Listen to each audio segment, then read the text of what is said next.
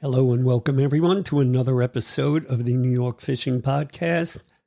My name is George Skaka. I will be your host here again for another wonderful episode brought to you by nyangler.com, New York anglers reporting on the New York fishing scene. So today I speak with Chris Papro. This episode is kind of dedicated to the news of the week, but there are other issues that we discuss.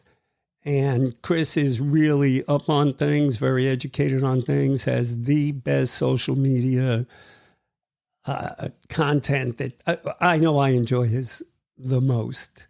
And he is very educated on what's going on. And I kind of wanted to get away from this hype, this whole thing with this shark thing going on. So we talked to him about that and a few other things. So without further ado, I am going to go to the interview, which we had this morning. I would like to welcome Chris Papro to the show. Chris is pretty much an expert about everything that, I don't know, not only swims, but flies and nests around Long Island. He has by far, in my opinion, the best social media photos and videos that you can find anywhere. It's some amazing stuff, Chris. And you always seem, I've said this before, how does this guy get all this stuff? You know, it's like you see things. I've been on the water for, 40 years, and you see stuff every day that like I've never seen before. So yeah, no, I as you know, I spend a lot of time in and around and on the water. There's not a day that goes by where I'm not at least at the beach for a few minutes, and I always have a camera or a drone or something with me to try to capture something to share with the public. Well, it's pretty amazing. And I really urge everyone to follow the fish photo guy, and he'll give you all the info at the end of the show. So, Chris, I wanted to discuss a couple things. A few of my pet peeves are obviously yours, and actually just about all anglers and concerned anglers, those of us that are, on the water a lot. And that's this time of year, all the garbage, all the Mylar balloons, and all like the disregard that people have. I mean, they let balloons go and they think they think they're going to heaven, but yeah. Can you talk? I know you're making an effort to bring this to light. Yeah, I mean, for those that follow me on Fish Guy Photos, you know that I rarely post negative stuff. For the most part, I like to focus on the positive because you know what, there is a lot of stuff wrong out with our environment and the world around us. But there are other people that talk about that, and I think what happens is people get bombarded with the doom and gloom and they just don't care anymore. So that's why I try to showcase all the really cool stuff and positive things that are happening here. But like you mentioned, there are just a few things that irk me, and one of them by far has got to be balloons, and I mean, you spend time on the water, you can't go offshore, or actually not even offshore, just you can't go in the bay, the ocean. And honestly, I spend a lot of time in the woods. You'd be amazed the amount of balloons I find in the woods. It's not just a marine problem, but what happens is, I'll find trash out on the, around about. And, I often like to think that maybe it's there because it's by accident, fell off of something, blew away. But all the balloons that are out there are there because somebody let it go. And, so they did that on purpose. So for me, it just seems like a really easy fix to just not buy them in the first place. Don't release them, or, better yet, just don't buy them. I tell a lot of people, I'm like, I've been to parties with balloons. I've been to parties without balloons. There's no difference. But what I would do is take your balloon money and buy better food, or better yet, buy better beer. Spend the money on other stuff. Because like you said, it goes up. I picked up one the other day and it was, oh, Pop, we really miss you. We love you so much, XOXO. And and I feel really bad that they lost Pop. I really do.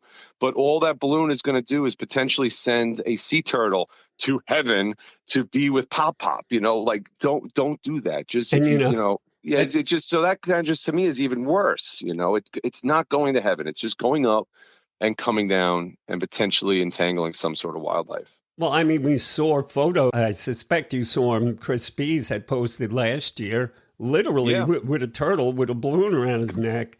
And, out west, they deal with the same thing there.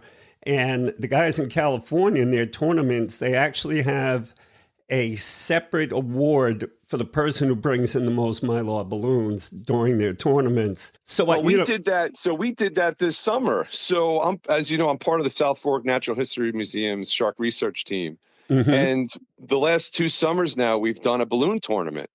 And it's a $25 entry fee. And this year we went for 2 months. And what happens is we allow people to find balloons, land, air, sea, by boat, by shore, New York, New Jersey, Connecticut. And whoever collects the most balloons wins a trip for 2 to go tag sharks with us that summer. Wow. And for us, it's a great way to raise some money for our research. We're a not-for-profit, right? But it's a great way to get people aware of this problem, and the numbers haven't come in yet, but the last I heard tallies, they picked up well over 2,000 balloons. Yeah. And that's just one, one group that's organized doing it. And yeah, I mean, like you say, you can't go out, especially this time of year. You got your weddings, you got your, graduations, and birthdays, 4th of July. Yeah. I mean, it is kind of ridiculous. And the thing is, I truly believe there's a few things. First of all, there is a bill actually by a congresswoman in Westchester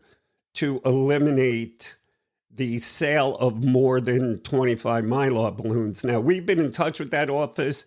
She seems willing. I mean, I think that you can't release the balloons. It's illegal, period. The same way you can't throw a piece of paper out on the side of why should you be able to release those balloons? Well, up until only a couple years ago, the law for Suffolk County, the way it was written in the books, it was unlawful to release 25 or more.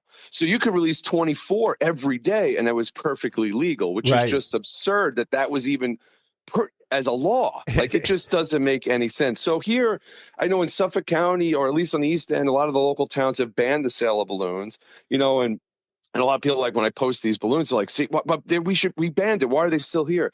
They drift far. So, we can ban them in the state of New York, but I guarantee more of those balloons are coming from the West. You got to remember, they go up, they drift. So a balloon released off of East Hampton is going to float out over the ocean and be some problem out further. It's not going to go to Jersey or Pennsylvania. It's going to, so it really needs to be a large scale passing of this to ban releasing of these balloons. That's got to be the way to go, because once you try to stop the sale of something, forget it. I dealt on the legislative end very heavily, and once you're trying to stop someone and they're like, oh, you're going to put me out of business. And the other thing is, maybe we can find funding, or someone can find funding to simply educate the people. Yeah, I really don't think people realize, like, they don't think, they let it go. No, you're right.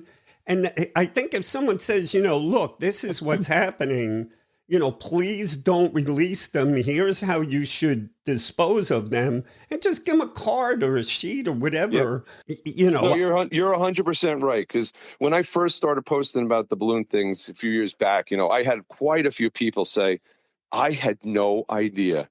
And then they're like, I will never release a balloon again. And I'm like, all right, I reached someone, and I know that person is then going to tell their friends. And so, like you said, it's an educational thing. And, I'm not a fan of laws and rules and all this other stuff. I'd much rather just get people better educated, like really get them educated about what's going on. Yeah, in many cases, that absolutely does work. All right, so let's move on. The balloons are a problem. There's got to be a group out there where we can all get together one day, and maybe there's a weekend next year. We'll see where there's a bunch of tournaments going on, and we can, basically maybe pull them all together and work together. Because I know every single tournament anyone that fishes, it knows this is a problem and knows it needs to be dealt with. So dealt with. This is. See, like years ago, we had groups we could go to and say, hey, look, guys, help us with this. Right now, we don't have that, but we'll be able to get the word out. So, all right, so the next thing, again, I don't want to go negative, but I caught a video of a dive where it literally looked like a junkyard at the bottom of the bridge. And I was wondering if you could talk a little bit about that and what you Yeah. guys are seeing, because I was shocked. Yeah, so I mean, again, it's not just above the surface that there's garbage. There's garbage down below. And this earlier this summer, I was talking with Randy Randazzo from Hampton Dive Center in Riverhead, and he was like, "Hey, let's try to organize a beach cleanup at Ponquag Bridge. It's a place that we dive a lot. I mean, me personally, that bridge has a lot of just memories, and it means a lot to me. So I jumped on. I was like, yeah, let's do it. And it's tough to get permits and stuff in the summertime because of parking and whatnot. But we had about 20 divers show up, and we went down. And the bridge is a tough dive. The current and the visibility wasn't great, but as you saw, we pulled up quite a bit of garbage, a lot of it fishing gear, fishing line, but then just a lot of just trash, bags and old T-shirts and stuff. So I mean, it was great. And it was a great way to get some of that out. There's still way more down there, but it was, again, a way to bring awareness to it. And we're going to try to organize another one this fall. So you can follow me or Randy at Hampton Dive to kind of get notified next time that we do one. yeah, I'd actually like to go out there and see. Maybe I do, maybe I don't, because like I'd like to have more faith in people to realize that they just can't throw garbage in freaking water, but people still do it. And yeah, but again, it's an educational, it's a way to educate people, just so showing what we've brought up. And, again, there was a lot more down there. I brought my camera to try to document some of it. I honestly should have left the camera home because it was really tough trying to cut stuff and bring stuff up with just one hand. So, yeah. So next time I'll probably leave the camera home, but yeah, we're going to do it again. And again, it's just every little bit helps. And again, it brings awareness. And yep, exactly. Let me tell you, those type of thing, a video and a photo brought to, I know you don't like laws, but unfortunately that's the way this place works. But like those photos are very, they're very helpful. And people look at that and they go, you mean this is going on under the water? Well, that's exactly what's happening. All right. So another subject, let's move on. And, please keep us in touch or me or whatever, through your social channel on that next dive. I'd really like to know more about that. And I think, there's funding available for that type of stuff, but that's a whole nother thing.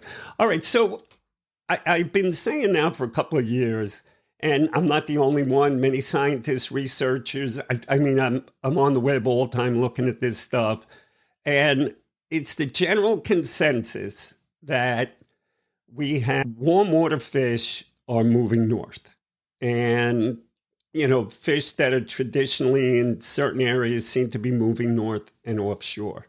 Now, when I follow your feed, I noticed that earlier this year you mentioned how you're seeing more and more tropical fish earlier in the season. So, we're seeing a lot of stuff that's, look, it looks like sea bass. I mean, this year we have a lot of fluke. I'm not going to say the fluking's been pretty good, but you could tell kind of sea bass are moving in and starting to move in on that territory. And I kind of feel like a little bit at a time, they're going to start taking over. And I was wondering what your theory is on this whole thing. I mean, we lost all the lobsters. I believe it's due basically to water temperatures, but I could be wrong. We lost all the Peconic Bay scallops. There's just so much we lost in the sound. And I was wondering what your thoughts are, if you have any. Yeah. I mean, so lobsters and scallops, there's a lot of factors in play there. Lobsters in the sound, a lot of that was pollution. A big part of that was pollution. Temperature sure is definitely not helping there either. As far as the bay scallops, researchers at Stony Brook have been looking into several things. Temperature, disease, harmful algal blooms. Again, they're facing a lot of different changes in the environment all at once, which is kind of not good for the scallops. So we're still trying to figure that out. As far as like the tropical fish, tropical fish have been coming to Long Island ever since the Atlantic Ocean was formed. And, they drift on the Gulf Stream. And often when I mention tropical fish on Long Island, right away, everyone says, see, climate change, I told you, And, the ocean's changing. The ocean's definitely getting warmer. The climate's getting warmer. You can argue about how, and I'm not going to get into that. I'm just saying, you look at numbers, it's happening. It's you can argue all day long on how or why it's happening, but it's happening. But so some of these tropicals, everyone would blame it on that, but I'm like, again, they come in on the Gulf Stream, and with that, it's so variable year to year because it's all based on winds. Right. Last year was actually a decent year for tropical fish. We had a lot of southeast winds. If you remember, there was like 6 weeks in a row where just constant winds out of the southeast, and we had all those salps that washed in, those clear little tunicates that covered the beaches. Right. We had the Portuguese man of war. Last year, I found quite a few butterfly fish and angelfish. I found some lionfish. But prior to that, the last 5 years was horrible. I didn't even go collecting because it was just so bad. But why was that? Well, most of the winds were out of the west, southwest, which just pushes coastal water. So a lot of those tropical things, and it's not just small stuff, hammerhead sharks, tiger sharks, they come in off the Gulf Stream. So again, they can be variable with the years as it goes. But lately there's been a lot of, things like cobia sheep's head being caught, black drums.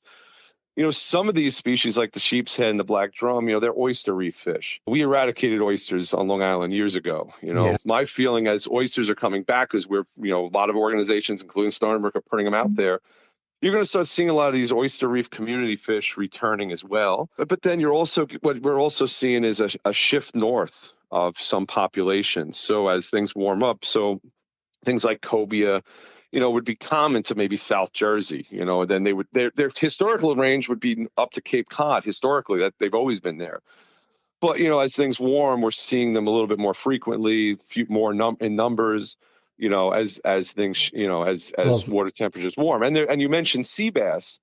They're having a problem in the Gulf of Maine right now with sea bass because that's a fish that historically was not in the Gulf of Maine, right? But is now in the Gulf of Maine. And the problem there is they eat lobsters. I was going to say that's their number one thing. They eat the little bugs. They swallow them whole. So now the lobster industry up in Maine is all freaking out what to do because now we got these sea bass, and it's funny. Everyone, when I mention stuff like that and like tarpon on Long Island, people are like, oh my God, that'd be awesome. I don't have to go far to catch these fish.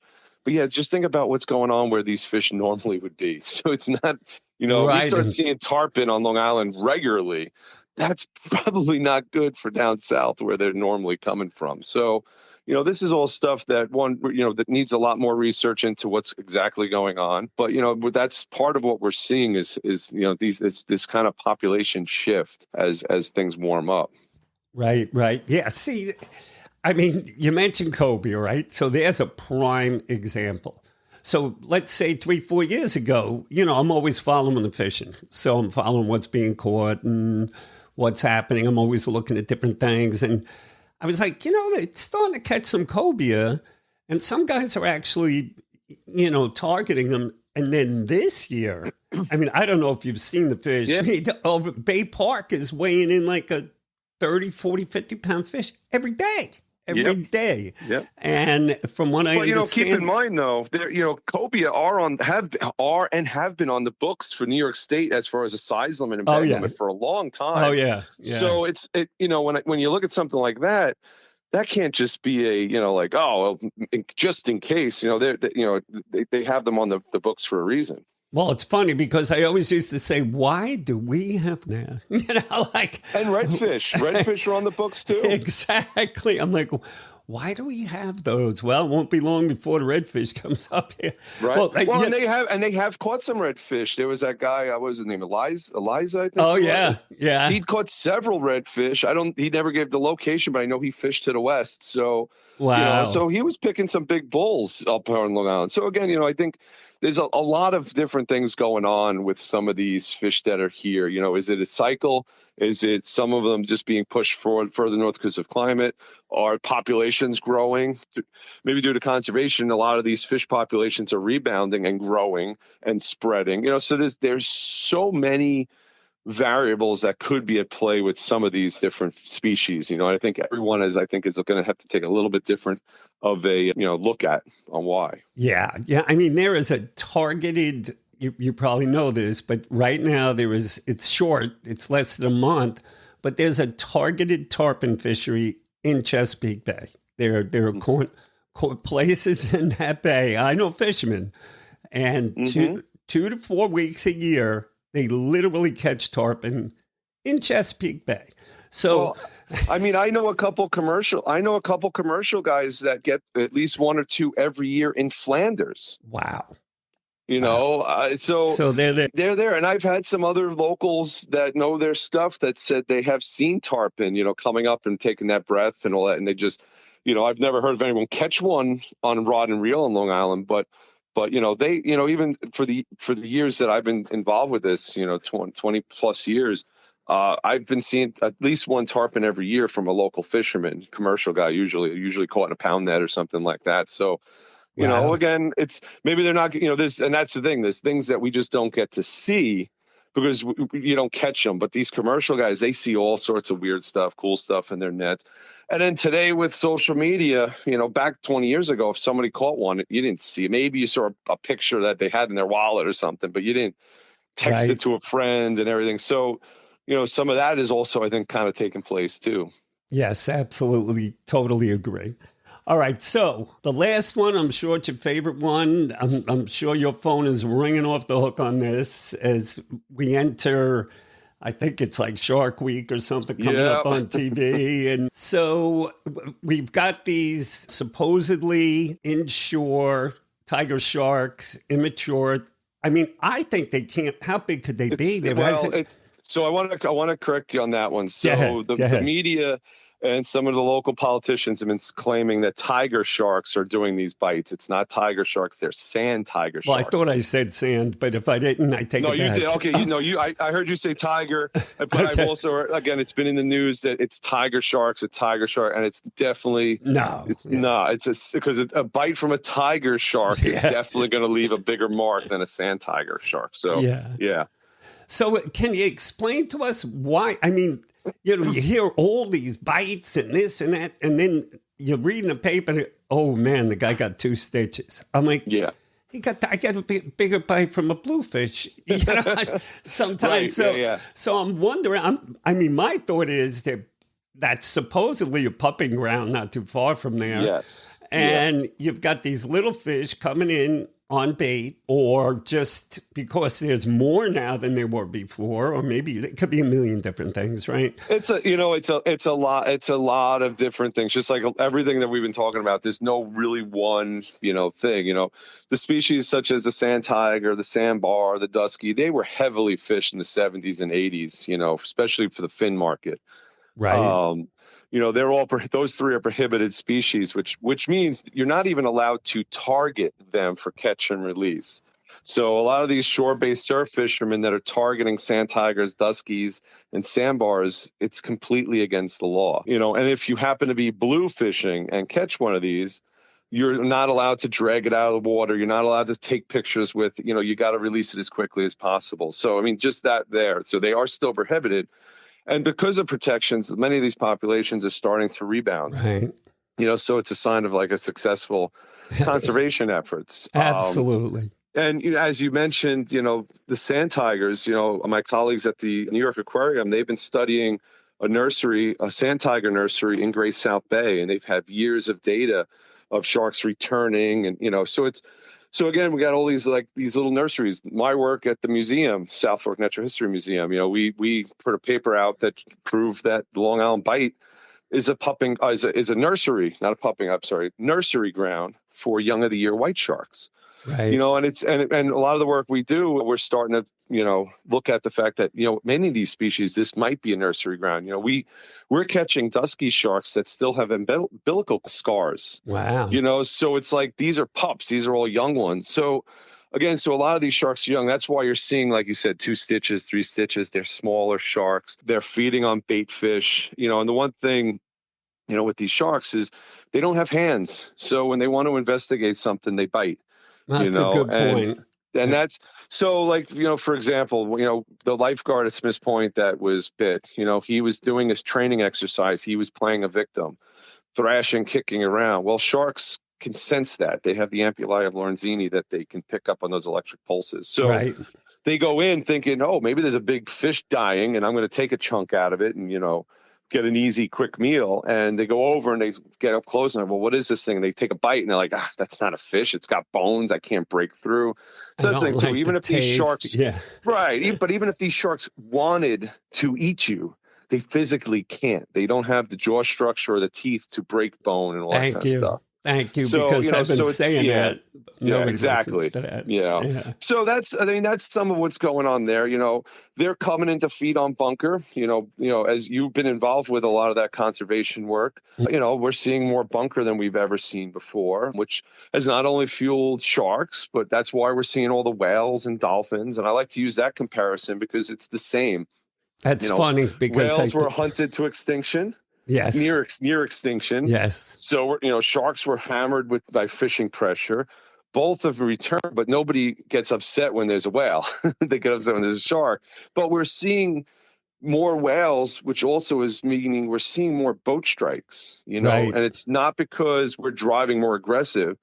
More whales, there's going to be more encounters. More sharks, there's a better chance of more encounters. So a lot of it ends up being the numbers game when you start looking at that kind of stuff, And then let's face it, the waters are much cleaner. You've been fishing these waters longer than I have. You could probably attest to that better than I can. Absolutely. Even the sound. I mean, I'm amazed at how clear the sound is. And anywhere you go, the water really is, I think, has improved dramatically. I mean, we haven't seen that, bring any great increase of, life into these bays, being that we dump, well, as well as I do, more sewage than you can imagine. But sure. But look, everything, things are looking good. That. And we're still seeing problems. It's not, I don't want to say that our environment is pristine. We still see brown tides, rust tides, we're seeing red tides. So, some of our bays are still very problemed. We're not done. We're not out of the woods. But what I like to just point out is, look, it's possible to make changes. We can do things right. So again, it all comes down to education. If we could just better educate people on little things, you don't always have to, do lifestyle changes, just minor little things here and there. If everyone did that, they make such differences. And again, it's just being better educated on what's around us. I couldn't agree with you more. And, what amazes me is how the news is jumping all over this. I see you're all over the place. You quoted Newsday today, and I hear you've been interviewed by a bunch of people. Well, being that you know what's going on. But I have to say, if I see one more picture of that dead white shark, I mean, oh, my God. I mean, it was on every state. I'm like, last year, 4 of those things washed up during the course of the year. Yeah. And nobody even cared about it, It was a timing thing. It was a quiet weekend. The media kind of got quiet. And then my social media lit up with that shark. And then within minutes, my phone was off the hook. And is that crazy? Is it rare? Is it odd? Is it this? I'm like, no, they're here. I would have to reiterate, we've proven this is nursery ground. These sharks most likely were bycatch, at least some of the ones that we've found when we do the necropsy, they either have hooks in them or signs of commercial interaction, like trawl or gill net or something along those lines. But again, there's they're here, and that's what's going to happen. But yeah, it's a hysteria thing, and I think it's because it's movies, it's Hollywood, it's been put in our heads that we have to be afraid, But last year, getting back to like the shark attack thing, there were 73 unprovoked attacks worldwide. 2,000 people on average a year die in New York State in car accidents. Oh, but nobody gets we're not freaking out about that. 4,000 people in the U.S. die every year drowning. Yeah. But again, people still go swimming. So that's where I get, you see the news and people are like, I'm never going swimming again. But you'll get in your car. There's a better chance you're going to die in your car. So that kind of stuff always kind of gets me. I just wish people had a fear of their cars like they do of sharks. We'd all be safer. Right. And those are like the things. But again, it ends up becoming Hollywood. We're not desensitized to it, like where it's just a common everyday thing, then there's that, I guess, so there's also just that primal fear of sharks, I mean, it's something from, so I do understand some of that. But like I said, I also at the same point don't understand why people don't get upset about those other things that I mentioned, because there's a better chance there than the shark thing. Well, you know what? I think it doesn't make as good a news half the time. Sure. The other thing is, like you say, they're afraid. They get in the water. They don't know what's there. But I mean, look at in New York. I don't know if anyone's ever actually been killed by a shark bite. In New York, no. Nobody's died in New York. You know, I mean, so there's a couple little bites on the beach. Now they're making this huge, they got drones, they got this, they're hiring that. Like it's Jaws, like they're going to go around. Right. And with that, though, I understand all that because nobody wants to be the mayor from Jaws. Right. They say, no one wants to say, the beaches are safe, go ahead. So, so they're putting up the drones, they're increasing patrols. Do I think it's going to help? Sure. It'll get people maybe just, again, more aware of what's going on around them. But, more relaxed, maybe. Maybe more relaxed. Yeah. But the beaches, because of that, are going to be closed more often. I mean, absolutely. As we started this conversation, you said how I'm always finding this, finding that, because I'm looking. Right. We've never been looking for sharks on the beach, or at least lifeguards and patrollers and stuff. Once they start looking, they're going to be like me. They're going to find them when they go out in the morning. They're going to be there, So, right. Yeah. So again, but that's going to be just something we just have to understand and kind of go with, and realize that sharks are a crucial part of the environment. We need them as much as we need the striped bass that we enjoy, and and the summer flounder, and it's all connected. I don't care how it is. It's all connected. Yeah. I'm a little bit nervous when DEC issued a statement in Newsday that it's the amount of bait fish due to their change in 19. Remember, they made that change to stop the inside pad trawls.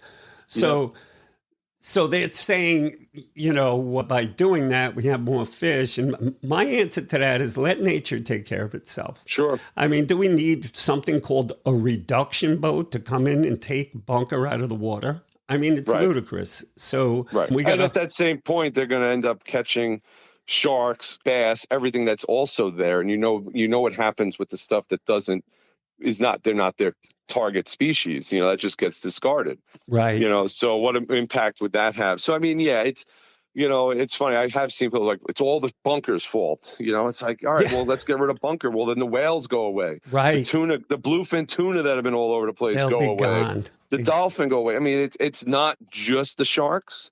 Exactly. It fuels everything, everything eats bunker. It's the most important fish in our ocean. Absolutely. And birds too. Yeah, that's what I mean. Everything, birds, crabs, fish. I mean, when they wash up on the shore, you get land animals like raccoons and things. Right. It's everything. It's osprey. It's everything eats them. So yeah, it's an important fish. And again, and I'm not the type who says, all right, we shouldn't harvest any bunker. I'm not like that at all.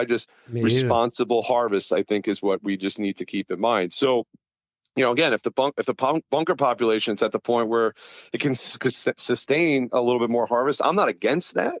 But I just want to make sure that it's being done responsibly and looking at the big ecosystem, not just somebody's, pocket. What they're making. I agree and disagree in the sense that they think that that's going to help. Right. It's not. I truly don't believe. Let's say they're going to say, okay, let's take out, let's hit the bunker that are in 30 feet of water and less or whatever. And that's not going to help anything.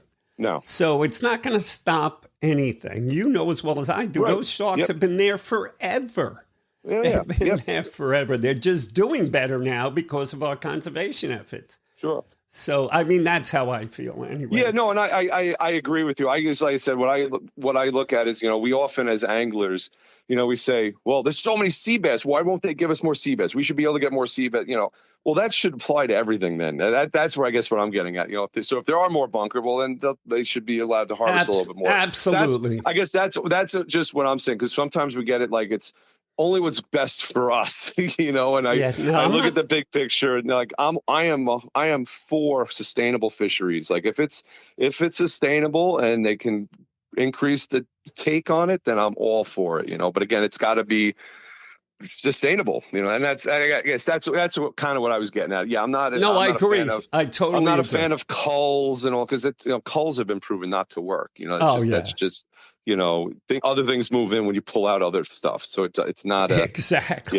Yeah. The only way culls work is wiping out, just like we did with the sharks and the whales and the seals. When they're hunted to near extinction, then you don't have a problem with those animals. But But you need them.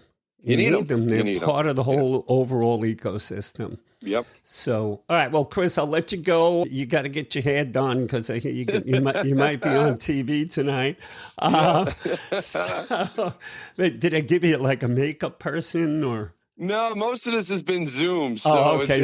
Most of it's been Zoom. It's, because I'm all the way out in Southampton. So very rarely do they want to come all the way out here, because this is the end of the world. Well, everything's Zoom today. It's a good way for them to save money anyhow, Yeah. So, and what you're doing on Zoom. I'm sure you'll have a nice background and you'll be all set up.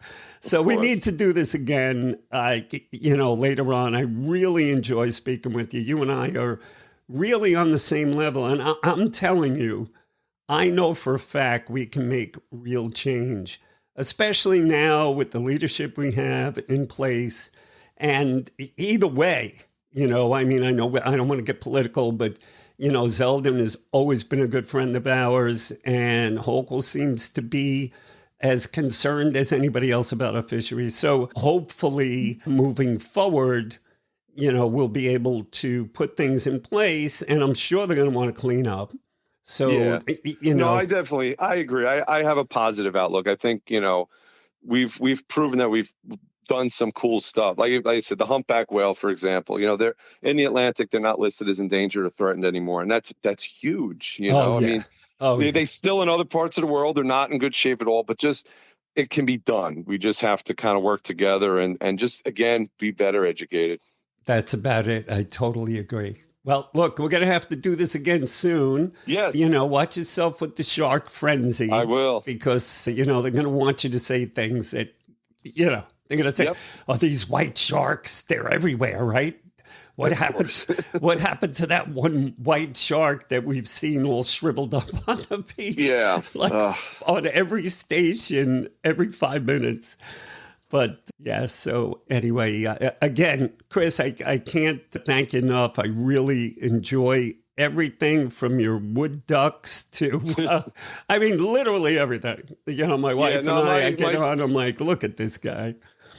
Yeah, my social media channel changes with the season, so it's a little fishier now, and in the wintertime it's a little bit more terrestrial. But you can everyone can follow me on Fish Guy Photos on Instagram, Facebook, Twitter, YouTube, Vimeo. I'm even on TikTok, but you can get me at all those different places. Again, Fish Guy Photos, all one word there. And no, George, this has been great. Yes, Chris, we'll have to do it again, and enjoy your Shark Week. Thanks. You too. Thank you. Bye-bye. Once again, I'd like to thank Chris for his insights and for his time. He is a busy guy right now. He's kind of like Quint. Everybody's calling him about shark fishing. But truthfully, when you speak to him, he's like the furthest thing from Quint. But in any case, we are now dealing with like a strange phenomena. The sharks are so far have been small. I'm not one of these people that thinks like you got to look out. I don't think that these drones and all this other stuff, they're going to find the sharks. They've always been there. They've been there for years. I've seen pictures of thousands of sharks right offshore of Fire Island. They've been there forever. So what's happening, I believe, is these fish are starting to return. Remember, they're on the endangered species list. They're almost totally wiped out. So now they're starting to return. And we do have the bait inshore, so they go for the bait. And, if this is something we have to deal with for a couple of weeks, it's no big deal. This is not Jaws. So as much as I did want to play that theme song, like to open this whole thing, but I didn't do that. I thought it was going to be a little cheesy. But it's not Jaws. These fish right now are small. All the bites have been minor. I don't want to downplay it too much, but they have been. So look, don't bite on, no pun intended, on the first thing you're going to hear about how to fix it. And I'm telling you, I said this last week when it first started, that they're going to say we have too many bunker inshore. and that they're going to want to take some out. It would be the worst thing for us with those bunker, leave the eagle population, which is starting to grow, the ospreys that are flourishing, the bass that are following those bunker up and down the coast, as well as the bluefish and everything else. So don't bite on that. No pun intended. Let's not give up this bait fishery that we have, that most any state would love to have. Let's not give it up. Chesapeake Bay fish in there are starving. Here, our fish are thriving. We've seen pictures of the striped bass we're catching here, and I've never seen so many big, healthy-looking fish. So don't bite on the bunker thing. Yes, what Chris said was true. If you can harvest a little bit more, fine, but it's got to be local commercial fishermen. I don't want Omega coming back in with their giant processing ships pulling the bunker. Because if they do, kiss the whales goodbye, the dolphin goodbye, forget the bluefin fishery, it'll be just like it was 20 years ago. Because, this bill, I know they said it was 2019, but this didn't happen in 3 years. There was a much stronger bill that was passed early, years ago. And since then, we are seeing fine results. So don't bite on that. This is just a strange phenomenon. It's not going to continue. And if it does, find another beach to go to. I don't think we should kill all our bunker just to allow X amount of people to go swimming for 8 weeks a year. I'm sorry, I just don't buy it. In any case, I'll be back again next week. I have Billy the Greek is going to be on talking surf fishing for striped bass at this time of year. And I'm reaching out to a few people to talk about the big cobia that are being caught and how they're catching them. I hear they're just running with bunker schools that look like they're being beat up. So I guess they're kind of fishing striped bass. I mean, I don't know. I'm just guessing. I don't know enough about that fishery, but I will for the next episode. I hope to have it out right around this time next week. And again, I'd like to thank Chris. I'd like to thank all my listeners. I'd like to thank Glenn over at NewYorkAngler.com, otherwise known as The General. That's where you can find me, as well as thousands of really smart Sharpie anglers, and we're not stuck up, and there's no cursing and fighting, and there's no politics allowed, even though there's times even I have to bite my lip. But yeah, come visit us, nyangler.com, sign up. We got a lot in store coming up for this season. And once again, thanks for listening. Make sure that you click the subscribe button so you will get notifications every time there's a new one. And be sure to take advantage of the phenomenal fishing that we're having. I know the weather's tough. Like today, the fish would probably be cooked by the time you got it in, but that's how it goes. The fishing's been great. Time to get out and enjoy. And once again, thanks for listening, and good luck and good fishing. Thank you for listening to the New York Angler Podcast. You can find more on fishing New York waters at nyangler.com, your secret spot online.